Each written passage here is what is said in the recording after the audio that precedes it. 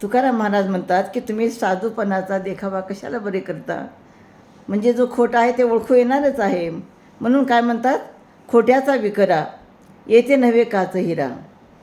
काय दावायचे काम उगाच वाढवावा श्रम, परीक्षा का विन मिरवो जाणे तेथे हिन. तुका पाया पडे वाद पुरे हे झगडे. तर बाजारात हिरा म्हणून काच विकता येत नाही, त्याचप्रमाणे तुम्ही खोटे असाल आणि साधूपणाचा देखावा कशासाठी निर्माण करता. हे उगीच श्रम तुम्ही कशासाठी करता. म्हणजे तुम्ही जर ढोंगी साधू असाल तर साधूपणाचा देखावा करण्याची काहीच आवश्यकता नाही. जर परीक्षा न करता दागिने विकत घेतले, वांगावर घातले, तरी ते खोटे असू शकतात. तुकाराम महाराज म्हणतात, मी सर्वांच्या पाया पडून विनंती करतो की खऱ्या खोट्याचे झगडे करायची गरजच नाही.